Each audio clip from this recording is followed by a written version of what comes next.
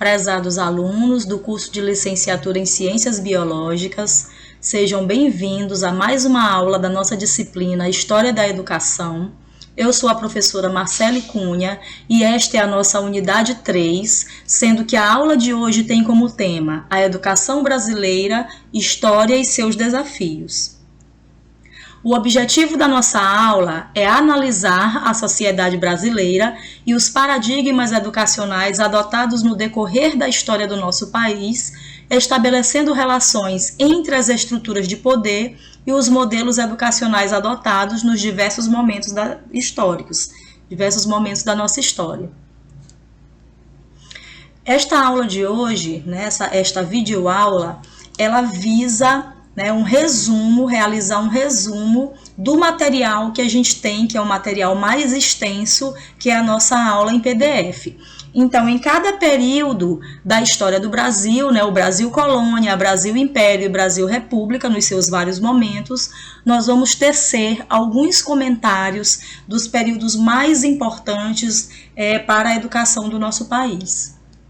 Sobre o primeiro período da nossa história, que é o Brasil Colônia, nós vamos falar um pouquinho sobre os primórdios da educação brasileira, e aí a gente vai se voltar um pouco antes da chegada, na verdade, dos portugueses, dos europeus no Brasil.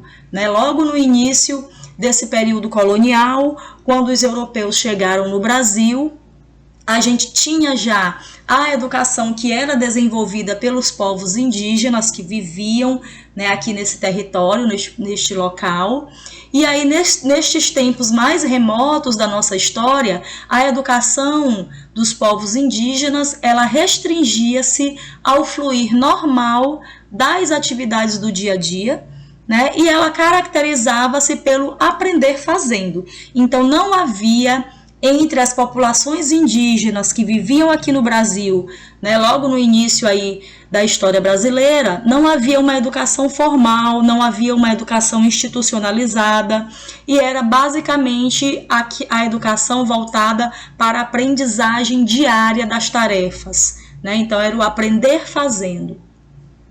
Entre os índios que viviam no Brasil, à época da chegada dos primeiros europeus, o conhecimento era ensinado na vida prática e era ensinado pelo conjunto da tribo. Não haviam também pessoas específicas destinadas ao ensino, à educação. Não haviam professores. Os mais velhos ensinavam aos mais novos as regras de convívio social, os rituais, o trabalho e a guerra, entre outras atividades também.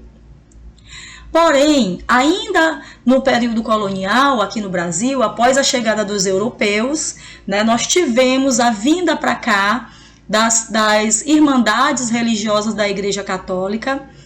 Dentre essas irmandades religiosas, esses grupos religiosos, o principal grupo que veio para cá, para a colônia, que veio para o Brasil com o objetivo de catequizar e também de educar os indígenas, foram os jesuítas. Então, a educação no período colonial, a educação formal, esteve a cargo não de forma exclusiva, mas de forma hegemônica, ou seja, a principal forma educacional, dos padres e irmãos da Companhia de Jesus, que são chamados também de padres jesuítas. Isso durante os anos de 1549 até o ano de 1759, ou seja, desde o ano da chegada dos primeiros jesuítas no Brasil até a sua expulsão pelo Marquês de Pombal. Durante todo esse tempo, os cristãos, portugueses ou não, bem como os índios e também os negros, tiveram em sua educação a marca dos jesuítas. Apesar da gente ter algumas outras irmandades, como os padres capuchinhos, que vieram também para cá com objetivo educacional, os jesuítas, na verdade, eles tiveram uma participação muito mais importante e efetiva nessa educação do Brasil colonial. Na educação no Império, já bem depois dessa participação jesuítica aqui no Brasil, a gente vai ter uma tentativa de organizar um sistema nacional, um sistema educacional nacional a partir do Império, a partir de 1823, e nós vamos ter o início de um método chamado método Lancaster, né, que é um método de ensino mútuo muito parecido com o que a gente conhece hoje em dia como monitoria, né, no qual um aluno já treinado, que já conhecia mais determinados conteúdos, ensinava a grupos de até 10 alunos sob a vigilância de um professor inspetor. Então, isso foi uma das principais iniciativas aí educacionais no Brasil Império. Além disso, nós vamos ter também, a partir de 1826, né, a divisão de 4 graus para a instrução, né, o estabelecimento de 4 graus para a instrução, que eram as pedagogias, os liceus, os ginásios e também as academias. Sobre a educação no Brasil, na época da República, né, nós passamos por várias fases, de acordo com cada uma fase da República Brasileira. A gente teve também um formato de educação focado mais em uma área ou em outra. Nós vamos destacar alguns desses momentos e alguns desses focos que foram dados para a educação brasileira no período republicano. Na Primeira República, o que nós temos é uma influência muito forte da filosofia positivista, que era a filosofia praticada principalmente nas academias militares, né, e por isso influenciaram todo o ideal republicano aí desse período da Primeira República e também influenciaram a educação brasileira. Nós tivemos nesse período várias reformas, né, que tentaram ser feitas aqui no Brasil, na Primeira República. Porém, os avanços educacionais desse período se limitaram apenas à cidade do Rio de Janeiro, que na época era a capital federal. Um movimento, né, que foi bastante destacado nos primeiros anos aí do século XX foi justamente um movimento de educadores e intelectuais da época que se uniram em prol de um projeto educacional para o país, né, que teve muita influência em toda a educação nacional a partir de então. Que movimento foi esse? Foi o Manifesto dos Pioneiros da Educação em prol da Escola Nova. Esse manifesto, né, que é chamado também de Pedagogia Nova, Manifesto dos Pioneiros da Educação, buscava realizar uma educação de forma que essa educação pudesse ser a base para a construção de uma sociedade civilizada. Para isso, o objetivo da escola deveria ser o de desenvolver o cidadão para que ele se tornasse um cidadão atuante e democrático. Então, essa era a filosofia mais importante por trás desse Manifesto dos Pioneiros, que foi construído aqui no Brasil no início do século XX.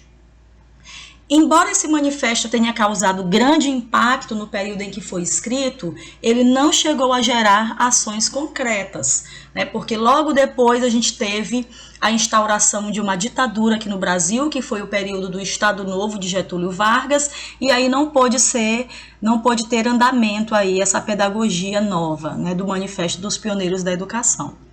Porém, esse pensamento gerado nessa época influencia até hoje as bases do pensamento educacional brasileiro. Então, sim, foi um movimento muito importante para a educação do Brasil, aí do início da República Brasileira. No governo Getúlio Vargas, né, no período do governo Getúlio Vargas, em que foi estabelecida uma ditadura chamada de o Estado Novo, procurou-se desenvolver uma educação, né, com um caráter mais liberal, né, uma educação que procurasse atender às demandas econômicas de uma industrialização que estava se iniciando aqui no Brasil. Então, esse período de Getúlio Vargas, no período a partir de 1937, foi um período autoritário na política brasileira e foi um período também de grande investimento na indústria pesada. Com isso, o objetivo maior da educação passou a ser atender às demandas desse desenvolvimento industrial. A educação no Estado Novo, então, possuía um caráter propedêutico somente para aqueles que tinham melhor posição na pirâmide social e possuía um caráter profissionalizante precoce, né, sem muito planejamento, para as classes menos favorecidas, atendendo assim aos desejos, né, e aos anseios aí da classe empregadora, ratificando a ordem dominante. Então, era uma educação voltada para atender às demandas dessa indústria aí que estava apenas iniciando aqui no Brasil. Outro período de destaque, né, na fase republicana do governo do Brasil é o período da ditadura militar, né, que influenciou várias áreas, né, teve impacto em várias áreas da vida do brasileiro e não poderia ter sido diferente também na questão educacional. Então, durante a ditadura militar, prevaleceu mais uma vez o ideal autoritário de educação. A partir de 1964, a educação assume um papel de relevo, né, um papel de destaque no discurso político ligado à modernização e ao desenvolvimento econômico nacional. O que se tinha era um discurso que o país iria se tornar um país desenvolvido e, para isso, a educação teria um papel de destaque. Qual é esse papel da educação, então? O de oferecer mão de obra qualificada para a indústria que estava em pleno crescimento aqui no Brasil, certo? Então, a partir desse momento, nós vamos ter um foco, né, educacional para o ensino técnico de segundo grau, que se tornou, inclusive, compulsório a partir de 1971. Então, a partir desse momento, todas as escolas que oferecessem o ensino de segundo grau, esse ensino teria que ter um caráter técnico também.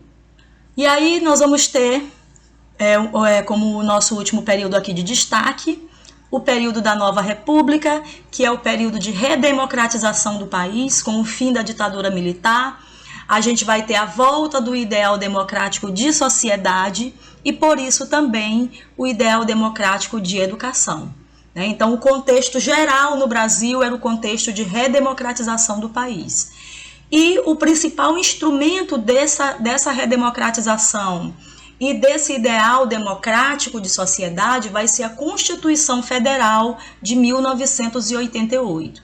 Nós temos o final da ditadura em 1985 e a Constituição Federal em 1988, que vai dar uma nova organização para o Brasil, com novas leis, e por isso essa Constituição é chamada de Constituição Cidadã, porque essas novas leis que vão surgir no Brasil, a partir da Constituição de 1988, elas vão conceber, né, de uma maneira bem democrática a sociedade e as leis do Brasil. E aí nessa Constituição Cidadã, prevaleceu a concepção de educação como um direito social básico.